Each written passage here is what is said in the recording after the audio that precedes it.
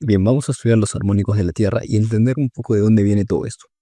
El capítulo o la parte donde se estudia es justamente movimiento perturbado, ¿no? Que acá dice pues, Vasmushonnava Virginia, del aparato cósmico de la nave. Ahora, ¿de dónde sale todo esto?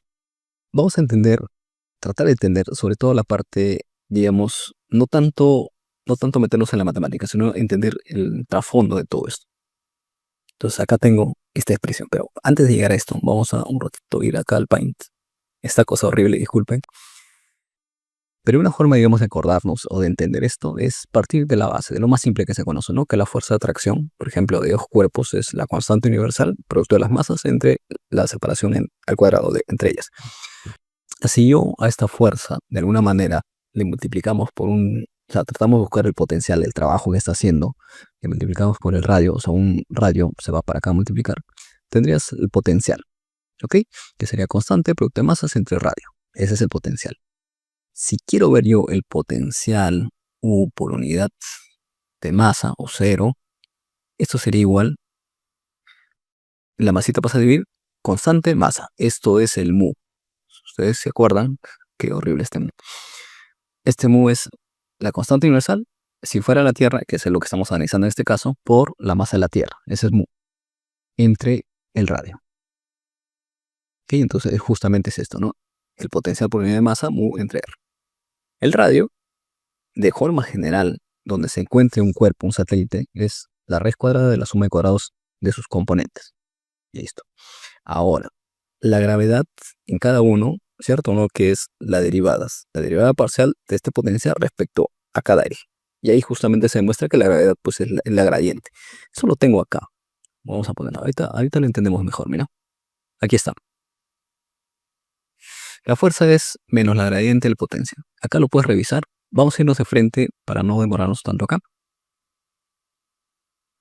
A revisar un poco más esta parte. Ahora, una segunda aproximación, dice, de la forma de la Tierra es forma achatada. ¿Por qué una segunda aproximación? Bueno, porque la primera aproximación es la más sencilla, que justamente es esto, como si fuera una esfera. Si fuera una esfera perfecta, el potencial se mide de esta manera y se acabó. Esa es la forma en que se ha estudiado normalmente, ¿no? Pero si somos un poquito más, digamos, nos complicamos un poco a lo que es en realidad, la forma de la Tierra es un poco más achatada. O sea, ¿qué quiere decir? Que la distancia al polo es menor a la distancia al ecuador. ¿Y esto por qué se da? Justamente por la fuerza de rotación, lo que hace que en el ecuador se ensanche más. Es como que, imagínate que algo está rotando, lo que normalmente va a hacer es que se va por la fuerza centrífuga, va a empezar a abrirse, ¿cierto? O fuerza centrípeta, como quieras decirlo. Entonces, justamente por esa razón es que se tiene esta forma achatada de la Tierra. Si nosotros tratamos de buscar un factor A, un factor alfa, perdón, que vendría a ser el coeficiente de achatamiento, nosotros llegamos a ese valor respecto a la, ¿no? Al semieje mayor, en este caso. Ese valor, si lo calculamos, más o menos será 3.35 10 a la menos 3. Dicho en porcentaje, representa el 0.335%. O sea que esta diferencia, este pedacito de acá, que vendría a ser la diferencia, vendría a ser 0.335% de, en este caso, del radio ecuatoriano, de este de acá. ¿Esto ya lo dijimos o no lo dijimos? Bueno, entonces el potencial de esta manera. Por lo tanto, podemos poner que la gravedad es la derivada parcial o la gradiente de ese potencial. Entonces, si tú haces la derivada, es bastante sencillo. Acá te va a quedar r al cubo. ¿De dónde sale ese r al cubo? De hacer la derivada, ¿no? Acá derivas, haces tus reglas de derivación y te va a quedar ese valor al cubo. No es muy complicado. Vamos a ir a esto. Mira, acá te da una expresión, pero vamos a estudiar primero que nada esto de acá, que normalmente es la parte teórica que se suele ver. Entonces, acá dice, para estudiar el efecto gravitacional de un cuerpo deformado, porque al final la Tierra está deformada, se usa una técnica matemática llamada expansión de armónicos esféricos. Entonces, esto permite representar el campo gravitacional como una suma de términos que capturan diferentes aspectos de la forma del cuerpo, en este caso el planeta.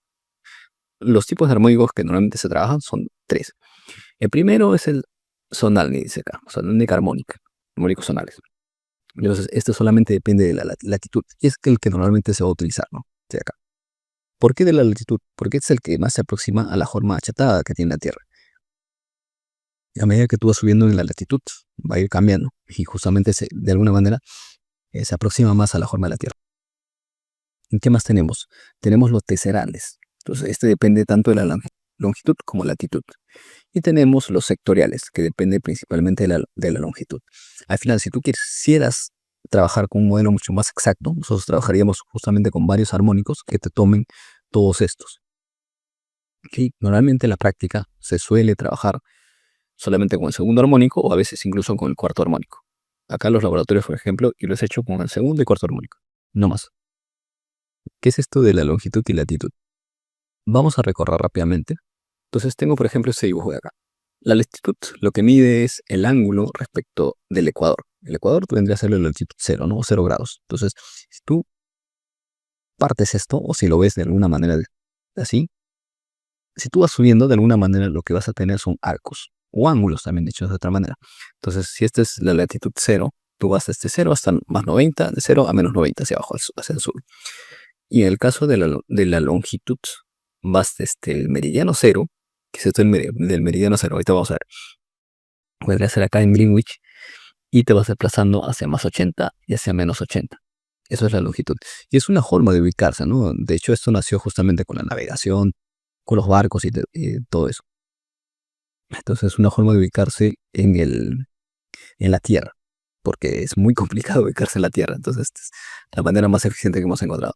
Ahora, la pregunta sería, claro, o sea, si yo quiero ver acá latitud, creo que no hay mayor problema, ¿no? Porque obviamente el 0, me parece un poco obvio ponerlo en el ecuador, o sea, donde el diámetro es mayor.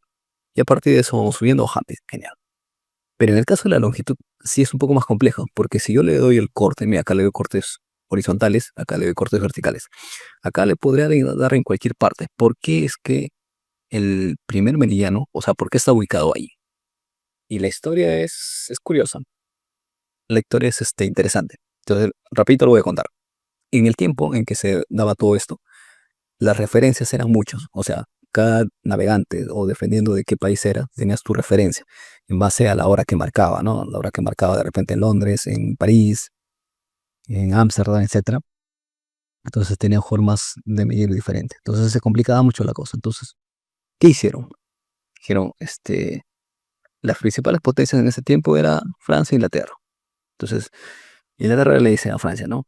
Mira, Francia, hagamos algo. Tú dame que el meridiano de referencia esté en mi país, en este caso en Greenwich, que es una ciudad, me parece, de Reino Unido. Y a cambio, nosotros, que utilizamos el sistema inglés, vamos a adoptar tu sistema de medida, el sistema internacional, ¿no? En metros. Francia dijo, sí, me parece, yo creo que es lo mejor para la humanidad, que todos utilicemos el mismo sistema de medida. Y ya bueno, ya, quédate con que el mediano de referencia sea ahí en Greenwich. Y pues se adoptó y todos utilizaron esa referencia, ¿no? Cosa que se estandariza para todos. Pero la pregunta es, ¿Inglaterra adoptó el sistema de medidas internacionales, o sea, el sistema internacional de medidas? Pues lamentablemente no, no cumplieron. Los paseanos dijeron, sí, sí, luego, luego, bien. Y al final nunca se hizo el cambio. Hasta ahora se sigue utilizando el sistema inglés en algunos países. Bien, esa es un poco la historia. Entonces, volvamos acá. Seguimos acá, creo que, bueno, acá ya está la matemática, pero antes de esto, vamos a ver un poquito de esto, de dónde sale esta cosa. Bien, para entender esto de los armónicos y cómo es posible, todo viene de acá, mira. En vez de simplificar, estoy complicando. Ok, entonces aquí está una expresión un poco más general del potencial, que podemos verlo como una suma de armónicos. ¿Cómo es esto? ¿De dónde sale esto? ¿Cómo lo entendemos? Porque esto es lo más importante, entender y que quede por qué se utiliza de esta manera, por qué se utiliza esta técnica matemática.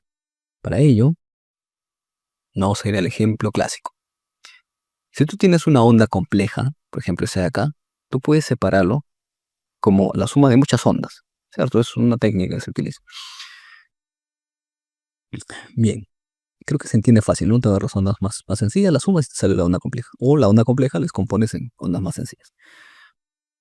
Primer ejemplo, ¿no? Segundo ejemplo. Imagina que tienes una montaña que tiene una forma compleja. Sí, montañas, cerros, sí, una forma compleja. ¿Cierto, no? Que tú puedes de alguna manera hacer algo parecido. O sea, que estas formas complejas se puedan separar en formas un poco más simples o que la suma de esas formas un poco más simples de montañas, o sea, como si fueran ondas senoidales, tú las juntas y tienes esa forma compleja de montaña. Algo parecido es justamente lo que estamos haciendo para aproximar la forma que tiene la Tierra en base a suma de armónicos. Armónicos justamente porque tiene formas senoidales, ¿no? De ahí justamente viene esta técnica de la aproximación. Ahora, aquí está de alguna manera representado solamente el segundo armónico. Acá dice J20. Ahorita vamos a ver esto, pero esto es lo mismo que J2. Ahorita explicamos esto porque se complica un poco la cosa. Donde básicamente nosotros tomamos el polinomio acá de Legendre, que hay una relación justamente con la latitud. Este de acá, este parámetro es la latitud. Ahora, acá hay un pequeño detalle, que acá la primera vez que yo revisé esto me complica un poco la vida. Para que no te pase, te voy a explicar rápido. Normalmente esta forma también viene de las coordenadas esféricas. Entonces, pasa lo siguiente. En coordenadas esféricas, lo que se suele tomar el ángulo es a partir del eje de arriba, ¿cierto? Eso es conocido. Normalmente la latitud nosotros lo tomamos del ecuador hacia arriba. Entonces, ahí está una primera diferencia que tal vez puedas encontrar en los libros occidentales, vamos a decirle, y en otras bibliografías, como ejemplo acá en Rusia, toman el ángulo, lo mismo, ¿no? Sus coordenadas esféricas es de abajo hacia arriba. No sé si será diferente, pero lo que hacemos es tomamos el ángulo a partir del ecuador, como si fuera la latitud tal cual. Entonces, esta expresión que estás viendo acá la podrías encontrar en otras partes como si acá dijera coseno. Y de hecho, la primera vez que estudié, yo lo tengo acá el término 3 coseno cuadrado menos 1, ¿no? Diferente. Pero acá sigue diciendo más. Ok, tú tomas esto como si fuera verdad y acá tomamos la latitud. Donde está la latitud lo tomamos desde el ecuador para arriba. ¿Sí? En algunos libros puede estar esto no como latitud, sino como ángulo en coordenadas esféricas. ¿Ok? Entonces esto lo dejamos ahí. ¿Qué más? Acá hay un J20. ¿Qué es esto de J20? Porque normalmente tú vas a encontrar lo que dice J2, o sea, de segundo armónico. Entonces esto es J20, J20. Ahora, ¿de dónde viene esto? Mira, aquí está. Lo que pasa es que en el polinomio de Legendre, porque al final nosotros estamos utilizando una forma matemática de suma de armónicos, y esta suma de armónicos tiene este polinomio de Legendre, que tiene pues coeficientes C, N, M, donde N es el grado del armónico. En este caso estamos utilizando un grado 2, y M es el orden de la función armónica, que nosotros estamos utilizando 0. Entonces, digamos, la forma correcta o la forma más formal sería decirle justamente de grado 2 y de orden 0. Por eso aparece justamente el C20. En este caso, que acá está como J, ¿no? J20. Por eso es. Pero normalmente se suele hablar solamente del grado del armónico. Por eso es que se pone en muchos casos solamente J2. Entonces, la forma en que se escribe y los signos y todo eso hace que J20 con J2 sea el negativo. Entonces, lo que nos interesa para no confundirnos es que el valor de J2 es este de acá, así como estás viendo acá. Y si tú quieres hablar de J20, simplemente es el negativo de eso. Así de sencillo. Entonces vamos a tomar como verdad esta expresión que está acá, como más acá, porque en algunos textos vas a ver que acá es menos, acá es J2, acá es coseno. Toma cualquiera. Este está muy bien, ese está bien, pero siempre y cuando recuerdas que tal cual, ¿no? Este es más, este es J20, el cual es una constante negativa, ojo, negativa. Y aquí 3 seno cuadrado de la latitud. Medidas el ecuador para arriba o para abajo. ¿Okay? Y donde esto viene justamente de esta expresión más general. Listo. Entonces, esta sería otra forma de verlo. Ahora, si nosotros tratamos de entender mejor esta expresión vendría a ser justamente una suma de aproximación entre la forma ideal y la forma modificada o deformada. ¿Cómo así? Si este mu entre r pasa a multiplicar a esto y a esto, tú tienes una suma, ¿no? Mu sobre r, que es la forma esférica, o sea, si la Tierra fuera una esfera, el mu sobre r por toda esta expresión, que viene a ser la forma deformada de la Tierra.